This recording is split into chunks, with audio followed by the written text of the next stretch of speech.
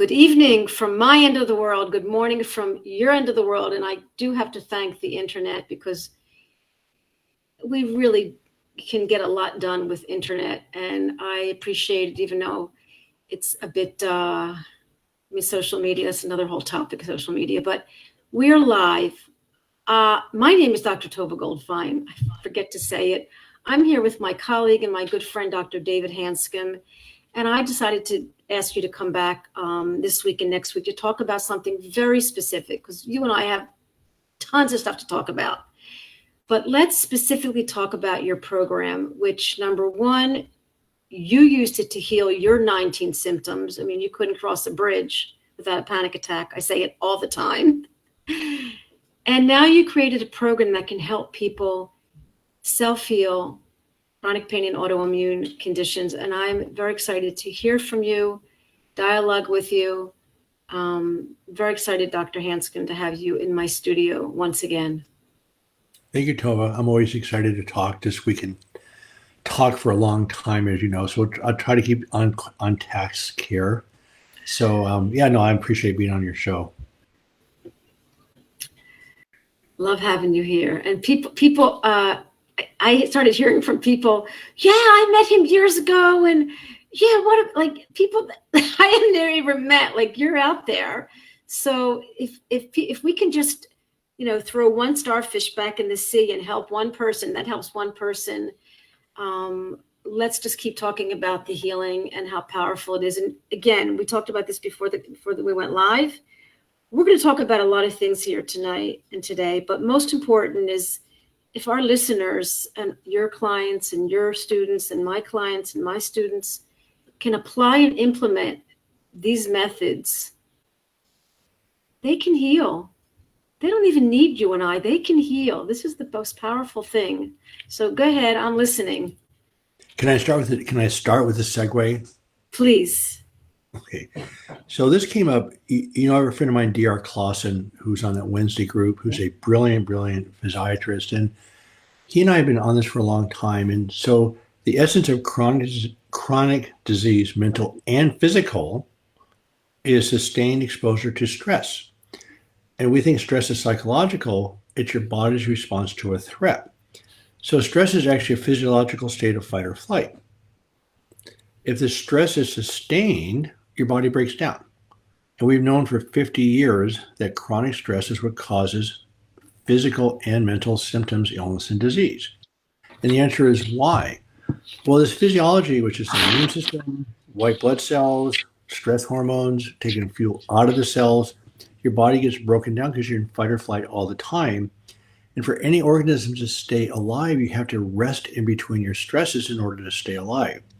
So the essence of chronic disease is sustained exposure to what we call stress or threat physiology. The essence of healing, if you get exposed to enough safety, your body regenerates and heals. So what I learned eventually is that there's deep healing versus self-help. Have we talked about this before? No, but we have to repeat it. We have to repeat it even if we did. So I did not heal myself.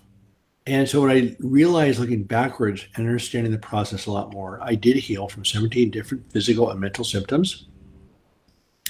And the body knows how to heal. It's not me. I didn't heal myself. My body healed, and I just simply got out of its way. So it's not about believing David Hanscom. It's not about believing in the doc journey. It's not about believing in anybody. It's simply connecting to what is inside of you. So Dr. Clausen and I had this conversation over and over and over again, is that there's deep healing versus self-help. So deep healing means you simply spend more time in safety than in threat. Who knows what the tipping point is? Self-help helps, but what you're seeing with self-help is I'm going to learn these tools. I'm going to really reinforce my defenses against pain, but I don't want the pain. But the problem is you're actually reinforcing the pain because you're now fighting the pain. So what happens, self-help helps. So I'm all in favor of self-help, but they're not going to help you. They help you get to the spot where you can heal, but they're not going to cause you to heal. It's your body's healing. So with deep healing, you train your brain to be with the pain. So it's a reaction and fighting the pain that causes your body to really fire up. And so training your brain to be with the pain and to stop fighting it. And of course, you're going to fight it. It's an unpleasant signal. By learning to be with the pain, your body physiology calms down and heals. So the self-help processes are actually reinforcing threat physiology. That makes sense? Yeah, I understand it. So how can we, because we're all talking about mind body, we're all talking about self-help, and I know you want to switch those terms, and I'm behind you. How do we just shift the self-help concept? Because the person has to learn to be with this symptom, whether they Right. dial it down or whether they understand that it's safe, that they're not in danger, like the PRT, the neuroplasticity. How can they, but they are helping themselves. So let's just shift that and call it like, I'm not I sure like you're threat physiology. I love that. right. People can relate to that. People can relate to deep healing. I get that. So, but they are doing this themselves. So what do we want to call, how do we want to present that? Because they are, Well, we're assisting them or each educating them, but they ultimately have to have a relationship with that symptom or with that fight and flight reaction. well, first of all, there are infinite ways to go into fight or flight. I mean, there's finances, there's relationship, there's physical pain, there's mental pain. So there's an endless way to go into fight or flight. So remember, sustained fight or flight is what causes symptoms, illness, and disease. So what you're doing, the emphasis is on the skills and the tools to train yourself. In other words, positive thinking is not going to work. Being tough is not going to work. You're going to get worn down. So it's a train, learn set of skills. So the emphasis is on the skills. So let's just jump to the doc journey just as an example. And I'll be really clear that the doc journey is not the best thing since sliced bread. It is a pathway that if you relate to it and engage with it, the concepts are correct, but you'll find your way of dealing with the concepts. So there's the Curable app, there's Dr. Schubner's work, there's lots of people, lots of different people that are doing the same thing, but they all have the same core principles about connecting to your body's capacity to heal. So it's a tricky line. I know this is subtle because unless you actually cross the line, including myself, you can intellectually understand what I'm saying, but you won't experience it. So the mental pain, by the way, is the bigger problem. And allowing yourself to be with your mental pain. See, when you fight the pain is when you reinforce it. So what happens, physical pain is unpleasant. I hate the word acceptance. Hate's a big word, but acceptance is not the right word. Pain is unpleasant. There's no reason to accept it. There's no reason to be positive about it. It's a very unpleasant emotion. So what you're doing is you're training your brain to be less reactive to it. So what's impossible that you have a legitimate reason to be angry and frustrated. And so, of course, it hurts. You don't have to be okay with that. You just have to learn to be with it. So it's a reaction to the pain that actually causes the main problem. Am I making sense That makes still here? sense. Right. And Okay. we talked about this a few months ago. I mean, it's so you have to learn to be with the pain. So we're not going to call it acceptance, but it's an awareness, it's a letting go, it's a calming, it's a trusting. Yeah, you trust that your body is doing a job. So remember, your stress physiology or pain, mental or physical, is protecting you. It's doing its job. So we try to depersonalize that process and realize this is just a chemical reaction. That is what you have. It's not who you are. And the preliminary step in healing is realizing that, okay, this is my physiology protecting me. And let me ask you a rhetorical question. Anxiety and anger are simply the words that humans use to describe being in fight or flight. So my cat has the same sensation, but she doesn't have a word to describe it. So we keep thinking anxiety is psychological, and it is physiological state. It is not psychological at all. It is Very not. liquid. That's a big Amazing. one. And the Amazing. reason why it's so critical is that this stress reaction, of which we tend to take personally and try to control it, is 1 million times stronger than your conscious brain, a million to one. Say that And again. The stress. your unconscious brain, Right. anxiety and anger, we get rid of the words and just say activated threat physiology. Right. And for anger, we say hyperactivated threat physiology. We just depersonalize a project because when we tend to use the word anxiety, we tend to think that we're sort of wimps, that we're not tolerating things. Okay, anxiety is just a signal. So get rid of the word anxiety, get rid of the word anger, and just say activated threat physiology. And it's a million times stronger than your conscious brain. It is automatic, it's hardwired. And do you know Bruce Lipton? Yeah, we had lunch the other day. I don't You know did. him. His book is on next to my bed, but I know him. I know you guys are buddies. So he and I become friends, and he's the one that pointed out so clearly that anxiety and anger, let's say activated threat physiology, is automatic, it's hardwired. We have absolutely no control over these reactions. They're survival reactions. We have no control. We do have a Zero. control over our response to that. That's correct. Okay. Right. So we have stress physiology. I'm going to stop you right here because I do want to just answer this question because it might just relate to before we move on. And I know you, Healing Wolf. I never met you, but I know you're a therapist, and I've got some great stories. But I'm going to answer Kelsey's question. I'm going to propose it to Dr. Hanscom because I think this was the person who knew you. Do you know Kelsey? I think she was I do not. one. I know we've emailed a little bit, but I don't know her personally. I think I met her through I advertise a lot on the and I try to educate on a Facebook page on central sensitization. I think that's where Kelsey found me because I believe it's just like TMS, central sensitization. So I think that's where I met you, Kelsey. So Doc Hanscom, you want to answer that? Well, Kelsey said being okay with the pain. So I don't like the word okay because pain is not okay. There's a similar sort of saying like accept the pain. And so, yeah, you don't say it's okay. I hear you. You don't have to be friendly to the pain because the pain's a dangerous signal. So it's just there. So I used the word okay for a while, but okay means somehow you're going to transmute it into a more pleasant sensation, and that's not true.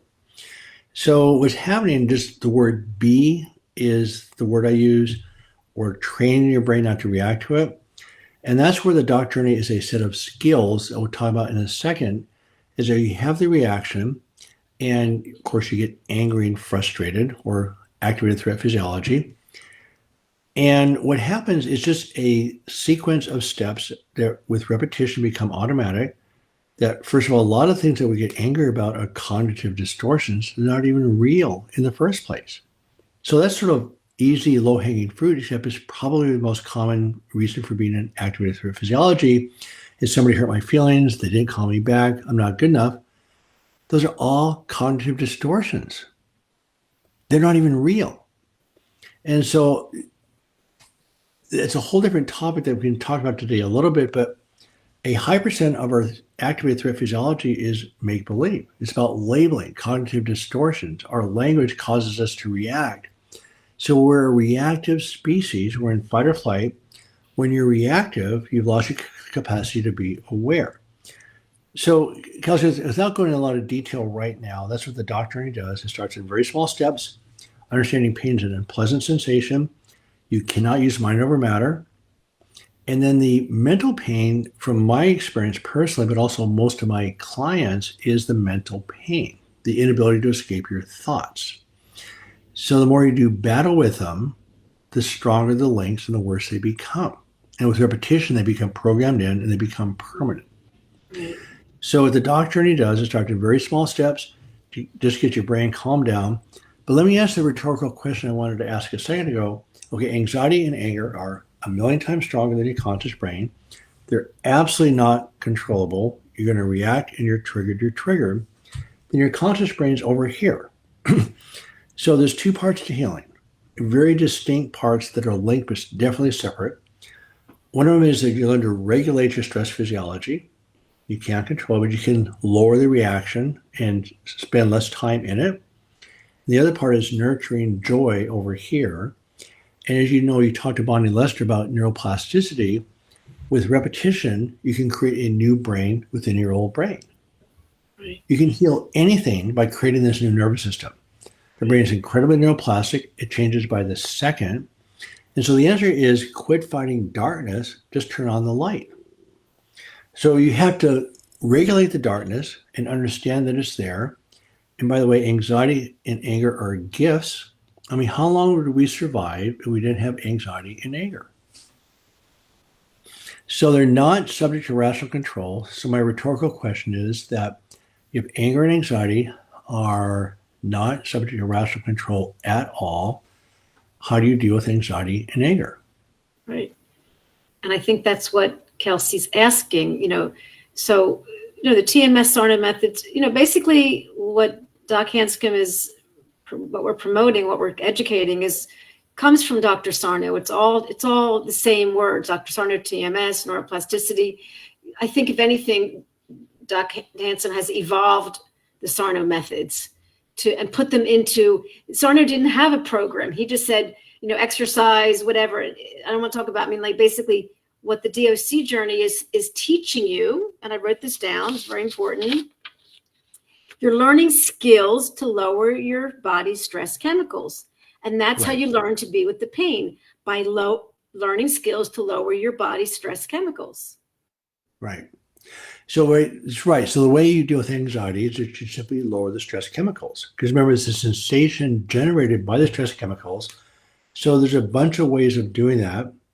And so you can change your stresses. You can process your stresses differently.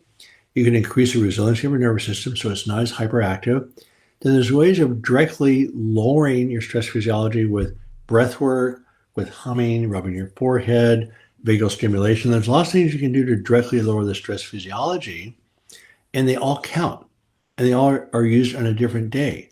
And people use their own version of them. So the doc journey gives you the stepwise manner of dealing with all aspects of pain at the same time. What's happened in medicine, we're treating just symptoms, where the root cause is that your stresses are causing you to go into fight or flight.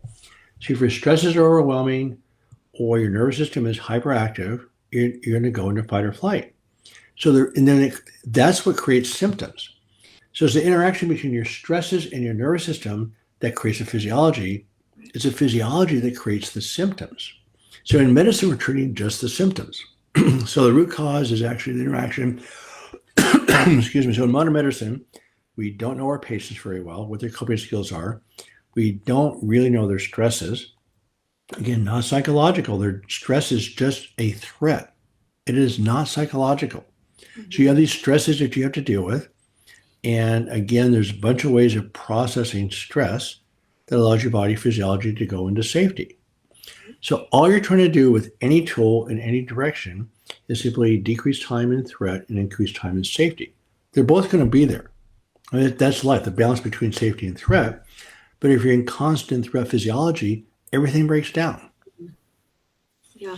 And you taught me in the very beginning, before we even met, I read in your book, and maybe this will help you, Kelsey. We have this strong pathway, this strong neurocircuit, our default that's not so healthy, trigger to fight or flight.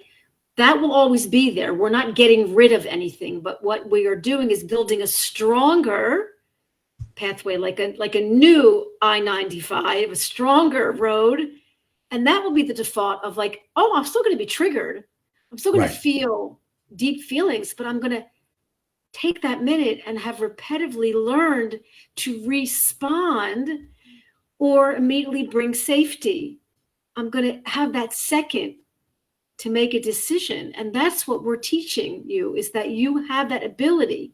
And somehow you don't think you do. So these skills and methods are like learning a new piano, or like learning, I know one of your book is the talent code. We have to practice. And all of the people do amazing habits. They play this, they play that, they have a career. So you can learn a new habit. And that's also what we're talking about, is that it might sound a little bit overwhelming, but once you practice safety, that'll be your default. Would you agree with me? You can disagree if you want. Yeah, I think that's the one message that you and I want to convey today, that you spend more time in safety and less time in threat. Your body will take care of the rest. There's nothing else you have to do.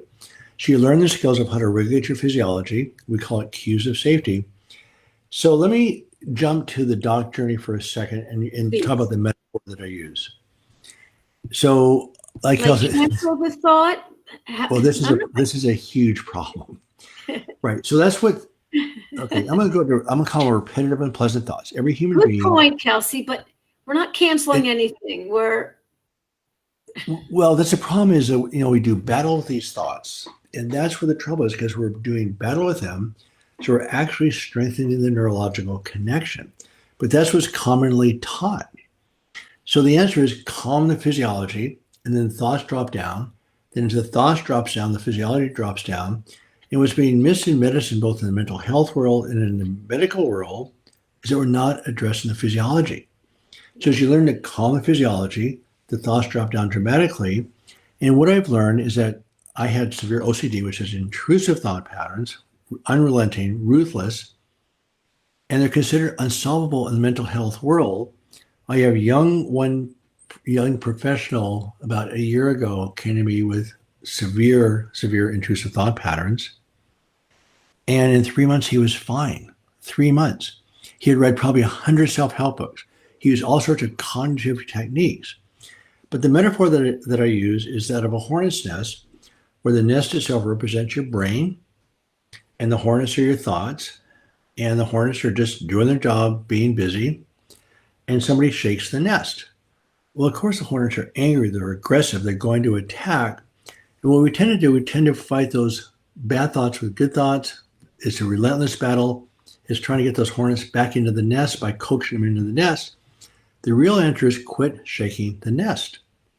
So when it comes into the repetitive, unpleasant thought patterns, range from just I'm not good enough to I'm a fraud or, FOMO, fear of missing out, all those thoughts keep rattling around in our brain, and we keep trying to reassure ourselves out here with the thought patterns. And so the thoughts fire the physiology fires up the thoughts. But if you don't address the physiology, you don't have a chance. So again, you get into safety physiology, the thoughts calm down, your body regenerates and heals, you create new circuits, and then you're not battling the thoughts anymore. You're just going about your business, living life in the present moment. What I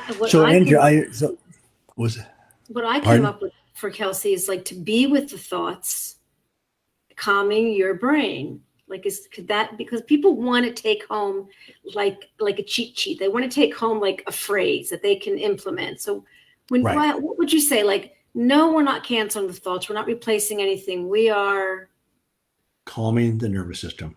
Calming the brain and nervous system. Yeah. And this is the best, this is the best thing, best concept to implement and apply. And maybe you don't know exactly what it means, but this is really the goal, and it'll become clearer and clearer as you start to feel different. And also, so I would, because I understand what it means, but I can see how it could be like, what do you mean be with the thoughts? That's the whole point. That's why it's a skill set, because you can't just be with the thoughts because they're unpleasant thoughts. So of course you're going to fight them, and that's why it's a skill set. So the emphasis is on the skills, not on solving the thoughts. Yeah. And so as you learn the skills that calm down your nervous system, everything starts to change. But let me jump to the doctoring course with the main metaphor that I like to use is that of a ski resort. And I think I asked this question before, Tovah, but are you a snow skier, which seems unlikely in Israel? I'm not a skier. I know you're not either. No, I'm a snow skier. I ski. My son's a competitive international level skier. Right. He's got a cute name. He's a mogul skier. He's a US ski team level skier. And so he started skiing when he was 3. We had family vacations and stuff. And I thought I was a good skier until I started skiing with the US ski team. It's a whole different level of reality. But anyway, the bottom line is in skiing is that you're on a slope and with 2 skis on, and you have to get down the hill. So if you're on a hill that's steeper above your skill level, it is scary, sometimes terrifying. The reason why I use skiing as an analogy that if you're a beginner skier on an expert hill, it is terrifying every time because you don't know what to do. You don't have the skill set. And so the metaphor I use is that the rule of the day is that you walk up to a ticket window at a ski resort and you're given a ticket. but you're not given a choice of what run you're supposed to ski. So it doesn't matter what level skier you are, you're just going to get a ticket and that's your chairlift. You're going to the top of the hill. The problem is that you have to get down the hill. No matter what your skill level is, you have to get down the hill. So if you're an intermediate skier on a beginner hill, no problem. You're going to be in safety physiology. You're going to enjoy yourself. If you're an advanced skier on an advanced hit run, it's more challenging, but it's still fun because it was within your skill level. But if you're a green skier on a double black diamond expert run, it is absolutely terrifying. So the It's terrifying solution, because you have gravity, you don't know how to control yourself, and you can get down the hill, but you may have to take off your skis. You may slide down. There's a fairly high chance of actually injuring yourself, which is a real fear. And I can't tell you the number. I'll just tell you bluntly, my son has 4 U.S. ski team level skiers that are dead.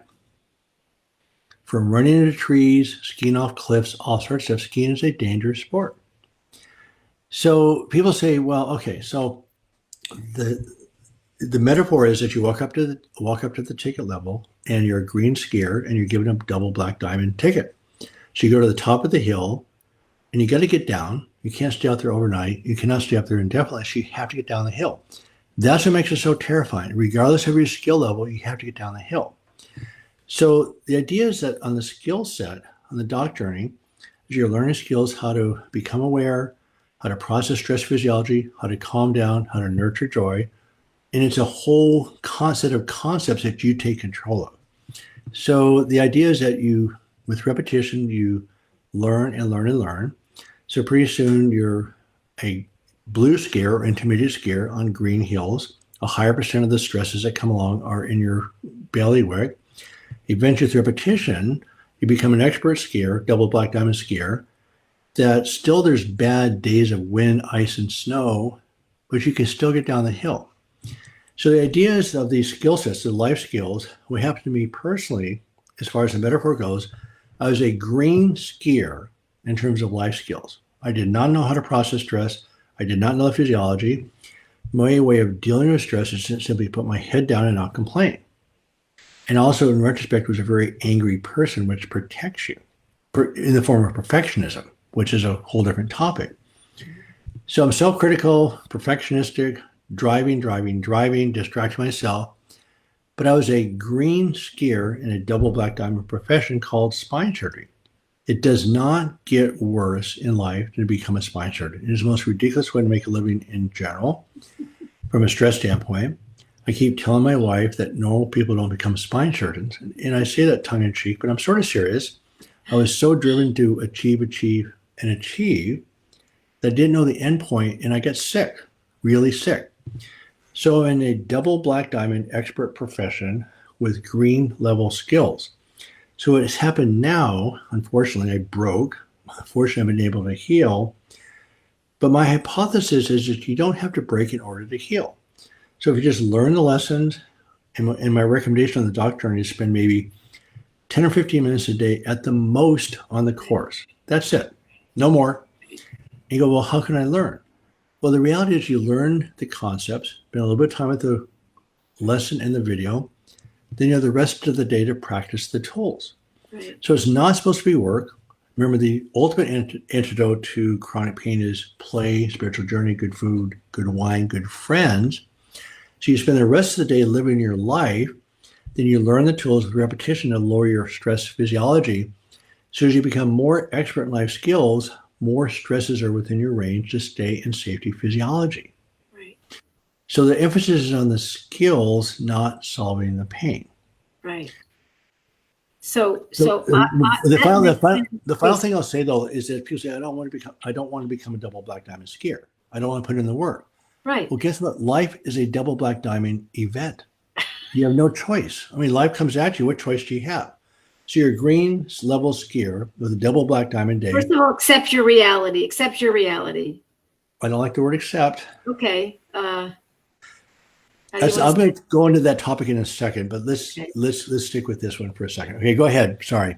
No. I love disagree. I don't get triggered disagreeing with you. That's why this is a safe relationship. I can disagree with you and we can argue, but it's not Right. but we can agree to disagree. And that's the ultimate thing, I think, with your thoughts. We're not here to fight, replace, get rid of. We're somehow here to observe, recognize, witness. This is what Rose taught me from, the ISTD, the intensives, because we would so basically an answer to Kelsey is recognize, observe, notice, witness, and don't do anything, just be. That's Yep. Wow. Well, Healing Wolf says something which is perfect. Fighting fuels the fire. And so again, pain is unpleasant. Is when you fight the pain is when you fuel the fire. But see, the reason why you cannot do this with mind over matter, because if you try not to fight the pain, you're still fighting the pain. Not trying to suppress your fighting instinct. The word trying is fight, is a resistance. Is that right? Right. Yeah. Either way, whether you fight the pain or try not to fight the pain, either way, you're screwed. So you learn to separate from the stress reaction. You learn the tools to regulate it. And at the end of the day, you just sort of, quote, give up and just live your life. I mean, honestly, there's a whole... We're talking about the Matrix, like just this sort of like ultimate... Right. Wow. Right. I got to watch the Matrix again because I keep saying it. I have to watch... It keeps coming up. I got to watch that again too. But okay, let me... Don't like ignore it. It's a good question. No. We're not ignoring. Good question, Kelsey. You're getting closer. You're getting closer. You cannot... Right. So that's the ultimate suppression, which I did. I just had all these stresses come on. I'm tough. I can ignore it. So this is the hard part. Unless Arya, my friend, says you have to feel to heal. You have to, again, train your brain. This is not mind over matter. You train your brain to be with very, very unpleasant sensations, and mostly emotional and physical. Either one, they're both bad. So you train your brain not to react to the unpleasant sensations, and ignoring it is actually the opposite. It's like positive thinking, which is also a disaster. And so this is really tricky. And so I guess what I'm asking is that I have people all the time, they're on the course for 3 months or 6 months. All of a sudden they go, oh, something happens to you. See, you're changing your brain. And once your brain starts to change, it keeps changing the direction that you want. That's why the healing concepts last indefinitely and continue. People thrive. They really, really thrive because the brain keeps going in the direction of their choice. So you learn how to process stress physiology. You learn how to nurture joy. But I'll let you talk about Bonnie Lester just for a second, but the healing occurs with neuroplasticity as you create this new brain. Right. Do you want to mention Bonnie for a second? I will. Bonnie had many, many years of chronic pain after an accident, and she even had surgery, and the surgery didn't go well. I mean, she had really story. It's my last week's YouTube, and she's amazing. And what was amazing about her story was using neuroplasticity, but it's interesting because you interviewed her also. She would respond to her pain in a way that was like what I call a relationship. Right. So it was like she had this relationship with it where she was trying to, what I call kind of be with it in a healthy way. I'm trying to use words that kind of like will help because, when I'm going back to Kelsey, because what she's saying here in this statement is what the majority of people are going through. Because us TMSers, we're brilliant, smart, and sensitive people. So you're talking to 1 and 2 in this studio, TMSers who are like you, Kelsey. Don't feel like you're alone. We're all overanalyzing. We're all very sensitive. So I know it's kind of confusing. You're trying to take it, but just realize that it is a respond, and you don't need to fix anything. And what Bonnie did was she understood very clearly that she wasn't broken and that the pain was in her brain. So I think the education that you would get from the DOC journey, or even all this work that we've been doing in this field, is this acceptance that the pain is here. And thoughts are there, but the thoughts, you're not your thoughts. Right. And this is right. Also like a way to be like, okay, here's my thoughts. Here's me. I don't need to react to this thought. Exactly. Yeah, exactly. Because all I can say is that that's the hard part I have trying to present this message to the world because it's completely backwards. We're all taught to fix the pain, fix problems, whatever it is. And Bonnie Lester's online. Did you see that? No, where? Bonnie Lester goes, "What a surprise to hear you mention Oh me." my God. Oh, Bonnie Oh should be my surprised. God. She's We mention her here. every day now. I will add one thing to Bonnie's story is that she had what's called reflex sympathetic dystrophy or chronic regional pain syndrome, which CRPS. next to facial pain is probably the worst pain that They call it the exists. suicide disease, CRPS. It is. It's a bad, bad problem. And again, TMJ is also a bad one, but these pains are extremely severe. And somehow she lived with that for 30 years. And have felt for a long time that you can program your brain around and through anything. I mean, neuroplasticity is stunning. And so I did not think at that level of pain that you could do that. I just didn't think it was possible because most of you, you're so busy reacting to it, you actually can't create the space in your brain to get through it. So she wrote a book, and I'll ask Bonnie what that book is. Bonnie, remind me the name of your book, Unwinding please. pain. Unwind. Unwinding So pain. it's her version of the doc journey. Just like you don't have to believe in the doc journey. You don't have to believe in David Hanscom. You don't have to believe in anything, but just allow you to use the concepts to allow your body to heal. This is not about a technique or fixing. It's about learning tools to live your life more skillfully. Again, going back to the ski slope metaphor, as you become a double black expert in life skills, then you can handle whatever you need to handle, still understanding there are bad days where there's wind and ice and snow and whatever that occlude your visibility, but you have way more tools to keep your body in safety physiology. Yeah. That's all you have to remember. Just safety versus threat physiology. You want to have more time in safety, less time in threat, and your body honestly takes care of the rest. So, Kelsey, so the other thing that's a problem, and this is really tricky, is that, Tovah, you may not agree with me on this, and it's a very long story how I got to this conclusion, but we get into these positive affirmations thing, and you're actually totally reinforcing the pain circuits because you're inadvertently you're paying attention to the negativity. You're reaffirming yourself, well, my brain says I'm not okay. You reassure yourself that I'm okay. Well, you're still fighting the circuits. So you learn Unless that affirmation, because we do agree that it's a language that we need to speak to our brain. It's a language from the body to the brain that you're safe, everything's going to be okay. So if those affirmations somehow, Bonnie, what do you think? If somehow, like talking positive to the water or the lemon in those experiments, or sound vibration or frequency, no, okay. it doesn't work. No affirmations. I mean, it took me 10 years to figure this out. All sorts of things on the OCD type stuff. Affirmations are actually a disaster. Because again, remember the unconscious brain is a million times stronger than your conscious brain. You're using these conscious techniques to deal with this type of thing. And I will say the first thing that happens in healing every time is people develop, as you pointed out, this working relationship. Okay, the pain's here. I'm here. I'm watching my pain do its job. And again, you train your brain not to react to it. And what you can understand, you can connect to your confidence. Yes, I have the skills to process this.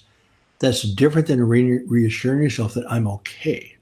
So confidence is a lot different than positive thinking. Okay. And so you learn the skills. You have the confidence, like, yes, I'm on a double black diamond hill. Guess what? I have the skills to get down that. Not only get down this, I'm going to enjoy it. But if you're that green skier on a steep slope, it is terrifying. So if your life skills are at a very beginner level and life keeps coming at you, you spend most of your time in survival mode. That's when people get sick. So if you emphasize the skills, confidence is a big difference than reassurance. I know this is subtle. Confidence in your belief confidence in your skills, change in your confidence in your skills. Your skills, right? The emphasis is on skills. That's the issue. It's the skills to process your stress physiology, but also nurturing joy is a skill. And reassuring yourself is okay, is that you're actually reinforcing threat physiology in a really big way. Yeah. So it's such a long story, but it's such key to this whole thing. But anyway, I guess what I'm saying is that the thing with medicine right now, we're treating only the symptoms. We're not looking at the interaction between your stresses and your coping skills. or not look at the physiology. So the root cause is that interaction between your stresses and your coping skills. And by treating only the symptoms, it's like trying to put out an oil well fire with a garden hose. There's no chance. Yeah. And so as you of course, the way you put out an oil well fire is that you put a cap it, or you do another explosion next to it to get rid of the oxygen. Yeah. So you want to get rid of the driving force behind the symptoms, Yeah. and your body heals. Yeah. So again, that's what I'm saying with the doc journey. It goes through the same concepts 4 different times and different angles at each time you go through it. And I will summarize this whole thing a little bit and saying the one key word that actually helps solve the problem is just the word awareness. Just become aware. Okay, I'm triggered. Okay, so there's tools to deal with that. If you're not even aware you're triggered, which I was like that for 50 solid years, I was triggered every day, all the time with my self-critical voice. I wasn't aware I was angry or frustrated at all. I thought I was just sort of, my identity was being that sort of cool. Wow. So I was disconnected from who I was. And so again, becoming maybe the only thing you need as you get into this course more and more and more is the word awareness. Yeah, I love it. That we agree on 100%. So I don't know, Colleen, but this is an interesting question because here's an opportunity to be confident and accept yourself that you took medicine. Okay, the awareness that we're not against medication. We're not saying yay or no or black or white. We're talking about right. An evolution of yourself and a kind of like, if you need to take medicine because you have a headache, okay, don't fight it. What would you say to that? Well, my taking medications is absolutely fine. In fact, I think it's sort of mandatory to take medications early on in the process, because if you're hammered by anxiety, for instance, and I can say this now way off the record, but I probably would not even be alive without Xanax, an anti-anxiety agent, because you're hammered by unpleasant impulses. Same thing with migraine medications. If you're in a migraine headache, how can you learn if you have a migraine? Exactly. So if people came to me on narcotics, I would not drop them off narcotics. I had people on over 1,000 milligrams of morphine a day. They had control of medications, but they had to do the work. So I'd write the medications as long as they did the work. And as the pain dropped down, they would come off medications just fine. So I had one woman, 1,000 milligrams of morphine a day. She had control. We worked it down together. A year later, no meds, no pain. 1,000 milligrams of morphine a day. So while you're healing, like sleep is a huge deal. And so I would use medications for the first 6 to 12 weeks to get people to sleep. Then, of course, once you start to sleep, you start to heal. So it's that back and forth. So I'm not against medications at all. I am against medications without an overall plan. And I'd like to add that, when you are applying and implementing these skills, whether they're neuroplastic, whether they're meditation, whether they're exercise, whether they're laughing, whether they're, somatic tracking, anything somatic, what's happening is you're creating your own chemicals. You're creating anti-inflammatory, anti-anxiety. When we exhale and we activate the vagus nerve and all that, we are literally, in chiropractic school, we learned that we're a pharmacy inside. Exactly. I make cannabis. I make heroin. I make all these chemicals inside of my body that I can use. So we're teaching you to tap into your own pharmacy. That's a brilliant phrase, by the way. You are your own internal pharmacy. That's a fantastic way of looking at it. I learned it in chiropractic school 40 years ago. But I'd like to say something to Colleen, which I think is something that came up a couple weeks ago. Someone asked a philosophical question. Okay, do you think you have a right to be alive? Do you think my cat has a right to be alive? Do you think a deer or a mouse has a right to be alive? Who wants to answer that? Pardon? Because I know what the answer is. So let someone out there want to answer? Go ahead, ask it again. Do you think you have a right to be alive? I think you have a right the answer to be is alive. No. We do not have a right. We have a desire and an intense drive to stay alive. In fact, from a biology standpoint, we all have to compete for resources in order to stay alive. We need air, food, water, shelter, protection. And so fortunately, right now I live in the United States, which has a lot of shelter and protection, but a third of the world's population is hungry. They don't even have food. So they have a desire to have food. They have a desire to be safe. And the drive to feel safe is the number one drive that the human body has to feel safe.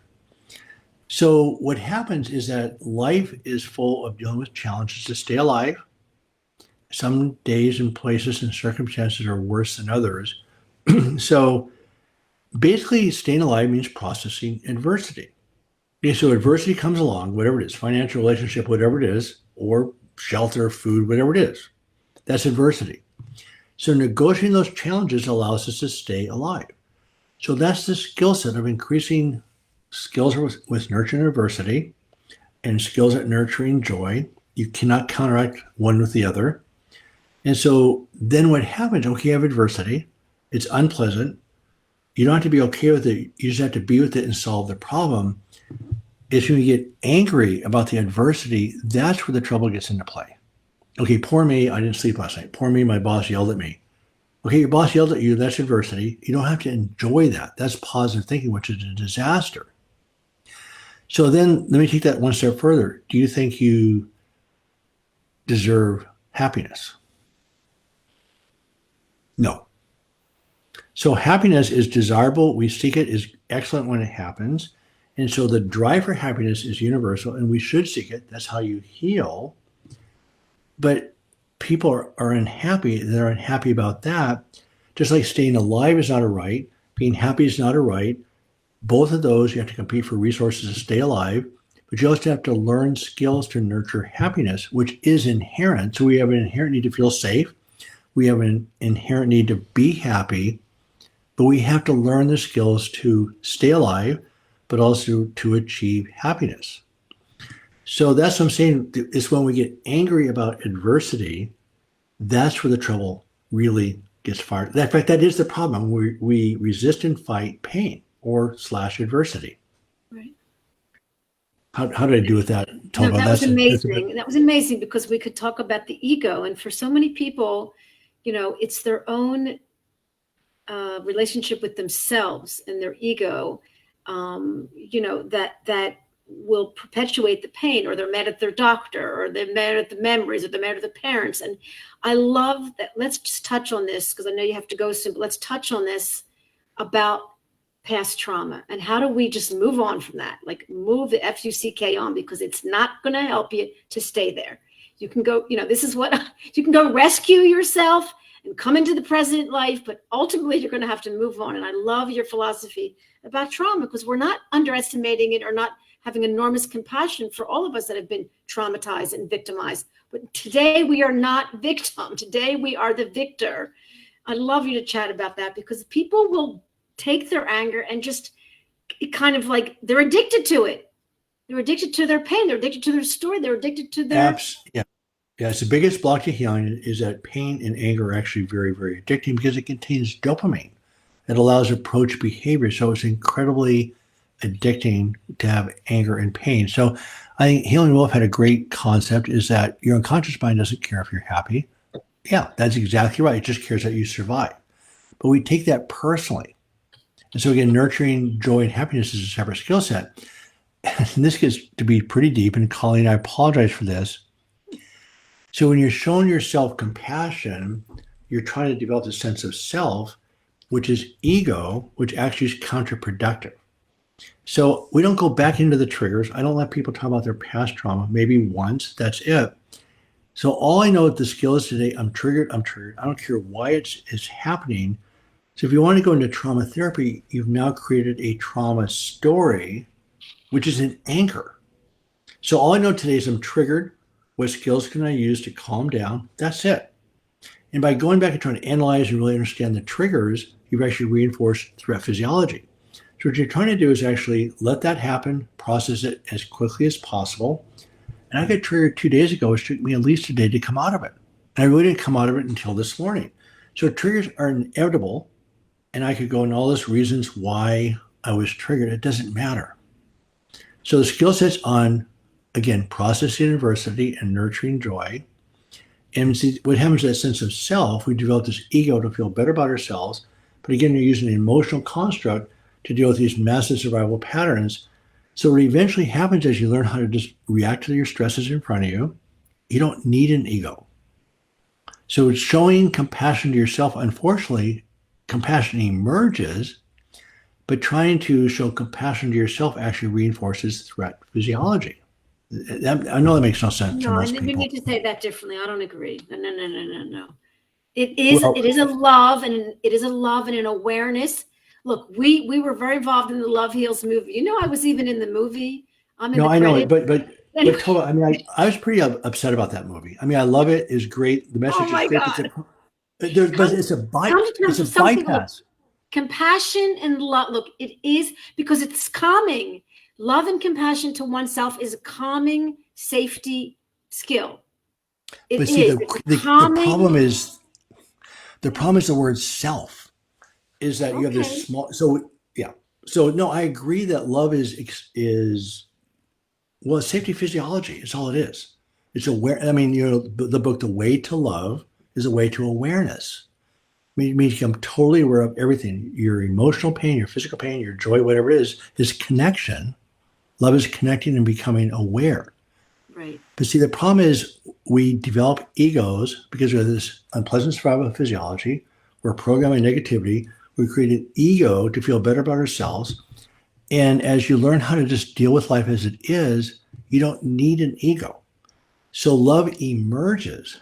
But I figured this out 15 years ago. So I belonged to a group called a Charter for Compassion, which is basically a charter for love. It became pretty clear when you're triggered, love goes right out the window. Right. So we all inherently have love, but you have to unlock it. You can't use it as a bypass. It's the opposite scenario. So I think with Kelsey, we can't force the compassion, Right. but it is. I think it's also a language. Again, I talk about a language because our brain is talking to our body, and it's very negative and very self-defecating and very very judgmental, very like. So there is this awareness, and in the movie Love Heals, this awareness, this ability to. And I love, because you taught me love is awareness. Right. Well, how can Kelsey and Colleen understand? Because we're not fighting.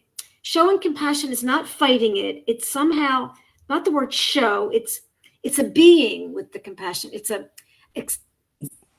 Well, I mean, going to DeMello's work to make it really simple. I mean, he calls it about the way to love. Simply, love is he defines love as awareness. So without getting all these other, implications to love in play, so people use love. And the biggest problem with love a lot of the times is it's a spiritual bypass. And really, love is safety physiology.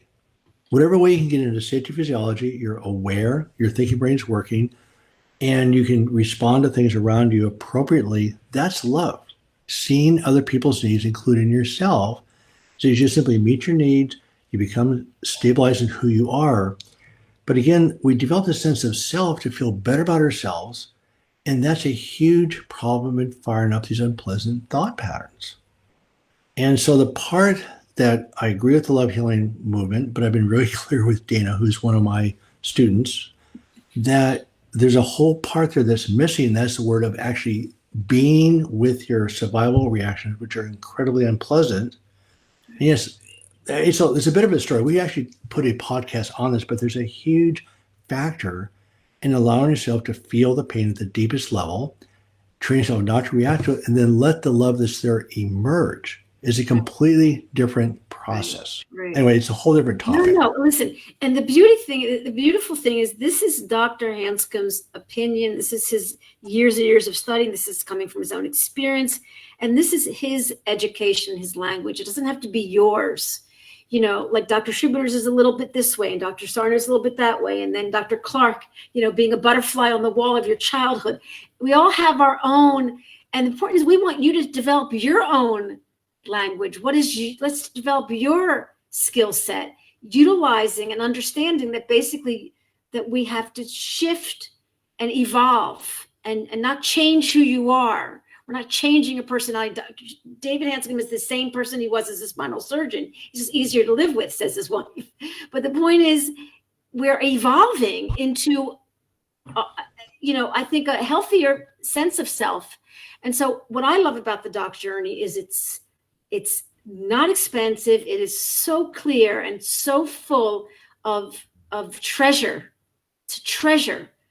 And it's done very well. It's on it's an application. You listen to it, and then there's some writing exercises, and we haven't even gotten into journaling, which is an incredible neuroplastic tool, and doesn't work for everyone, but I think it's amazing. Meditation is important. Exercise is important. Play is so powerful. The play and the joy that Bonnie brought out, in last week's, it's something I didn't even think about, and Sarna doesn't really talk about that. But so there's some concepts that Dr. Hanscom brings forth that are almost just like fail-proof. They will work. It will work if you apply it, and then you have to practice and practice. And I think what we want to leave today's show with is that the hope and the belief that you're not broken with your headache medicine or not, with your failed spinal surgery or not, that your body's constantly striving for protection and safety, and that you just have to learn that because we're not taught it. It's almost taken away from us a lot as children. So we're talking about learning. We're talking about applying, learning, implementing. And I want you to say a few ending words. By the way, we're going to come back next week at a little different time to talk about these things again, because they're so important to healing. And through the Doc Journey, which is one way to do it, you can start to become what I call your own doctor and your own medicine. But what do you want to leave our listeners with today? Well, I think what's changed over the last 6 months is even since we've known each other for a couple of years now, but I've learned these, I call them ruts, repetitive, unpleasant thoughts, are really a huge problem. People are really tortured by these things, and nobody wants to talk about them because they're unpleasant, they're embarrassing. Why would a logical person think these thoughts? Well, the reason why, because it's coming from an illogical part of your brain, the survival brain. And that's why I'm reacting so strongly to the sense of self, because the sense of self actually is a major driver of these thought patterns. Major driver. And that's something we should talk about in detail, because I know it sounds this is a completely backwards process of connecting with every part of who you are. The very unpleasant, the very pleasant is all there. And then you can create whoever you want to be. You just get to actually create peace, love, joy, play, and you emerge. But see, when you're defending a sense of self, you have a predetermined sense of who the self should be. And so when it comes to repetitive thought patterns, which I'm convinced by far and away the worst part of chronic pain are these thought patterns, and I can't begin to tell you the amount of mental pain I went through, the amount of mental pain I'm seeing people go through. They're trying to fix these thought patterns. And again, this need to create a sense of self is a major, major issue in exacerbating these thought patterns. So I've seen the physical pain disappear a lot. I've seen anxiety drop down a lot, but these thought patterns keep rattling around, and people are, in fact, in some ways they're worse because their pain's gone. They're not distracted by that.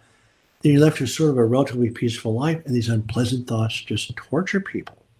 So and I've done a lot of research since I taught you last, but I mean, it's amazing how what we do to make ourselves feel better, and you have to allow yourself to feel bad and let love emerge. And so it's so backwards. It's so paradoxical. It's okay. The world is full of paradoxes. So, right. This is, if we can put the glasses on of the lens of safety, and also the lens of like, oh, it's that direction. It's that. So I think we're asking you to just be open and receptive and to think a little out of the box, and then you'll be in the box. And maybe we should all watch The Matrix again. Yeah. I mean, actually, I will finish by saying that's what the Doc Journey does. She goes through the sequence that allows you to understand as you go. And remember, your brain changes by the second. And so that's why you hit a tipping point of more safety, enough safety to counteract the threat. Your brain takes off like a rocket, and people do consistently heal. So it's been exciting. So I quit my practice to do this. Yeah. It's been incredibly inspiring to watch people heal at a level they never knew was possible, including myself. And of course, your work inspires me tremendously. And Bonnie Lester, thanks for coming on. Your work's awesome. Oh my God, it's so good to see you. Bonnie's book, she was on my show last week on the TMS Roundtable. She wrote a book called Unwinding Pain. affordable ways and insights and methods to heal chronic pain. And I also want to just put up on the marquee, we're talking about autoimmune symptoms also, because that's just the Absolutely. body attacking itself in another way. And so after meeting you, I feel like anything can heal. And you and I've met tons of people that have healed, and you don't have to be Dalai Lamas on the mountain. The body will heal over and over again. And so we're going to be back next week at a little different time. Stay tuned to my Facebook for information. And we're going to repeat this because these are really important universal laws of nature. That you are the placebo and that we are back in control. And until we meet again, thank you so much. I'm so excited to see so many new people come to the broadcast. We'll see you next week with Dr. Hanscom again. And look, Dr. Hanscom is very available on his Facebook. He's talking every week with Les Arie. Amazing stuff, dynamic healing. Amazing information. And so if you want to reach out to David and get information, he's available through his Facebook page, through his lectures. Please check out the DOC journey. This is not a sales pitch. It's a great tool and skill set for life. So until we meet again, all the best. Have a wonderful day. Thank you, Tovah. Bye-bye. Thank you very much. Hold on. It's going to end in a minute. 1 second.